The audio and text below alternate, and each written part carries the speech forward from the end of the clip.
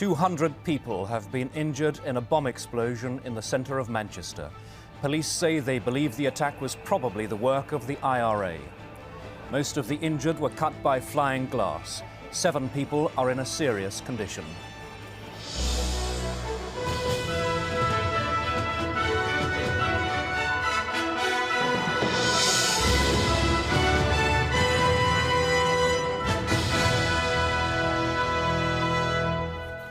Good evening. The IRA has said nothing. Gerry Adams has expressed shock. Leaders in London and Dublin anger. And in Belfast, there are new questions about the future of the Northern Ireland peace process. In Manchester, there is a devastated shopping centre and more than 200 injured people. At 10 o'clock this morning, the city was filling up with Saturday shoppers. Telephone calls warned that there was a bomb in the city centre. A code word known to be one used by the IRA was given. An hour and 20 minutes later, the area around the huge Arndale Centre was still being cleared.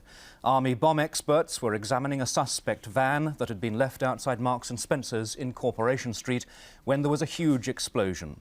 Glass from shattered windows streamed down on people below. The warning, which came in a coded message, had police clearing the city centre more than an hour before the blast. Leave this area, go down to Oxford Road, turn left. Please move out of this area. Keep going. Stay down, thank you. But it was a large area to clear and a large area to search. And while the police were checking a suspect van with a remote control device, the bomb went off, an uncontrolled explosion. Most of the injuries were from flying glass and to people who were actually outside the police cordon at the time. Sat under a building and Hello, is that smashed LA? down.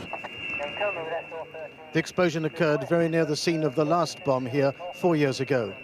The shopping area around Corporation Street was completely devastated. The people in a state of shock and looking for lost relatives. No, what did you do to make my son up? My son's in that side, is he? And you can't find him or anything. Come on, get off the road. But for the warning, the casualties would of course been greater. But given the amount of time and the severity of the blast, there was no way they were going to be avoided, and they were heavy.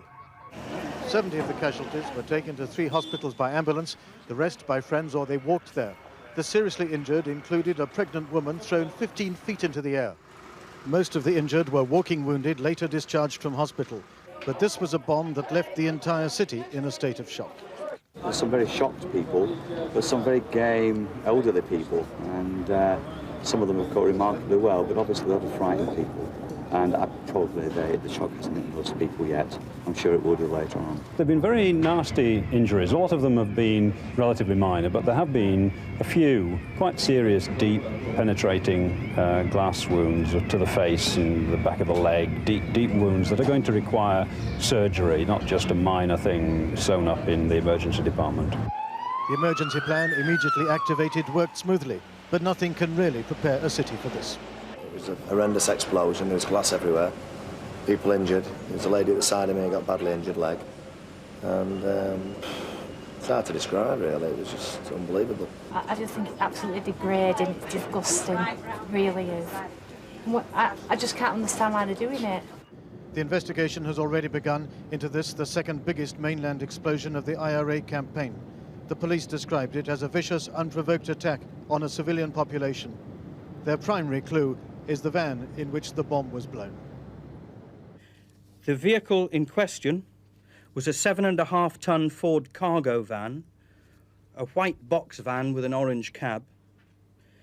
Registration plate number C214ACL and the words Jack Roberts Transport were painted on the front of the orange cab.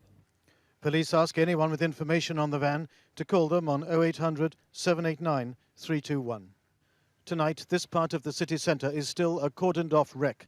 The police say that one of their priorities is to get Manchester back to normal as soon as possible. It's a long way from that. The only mercy is that no one was killed. Martin Bell, BBC News, Manchester.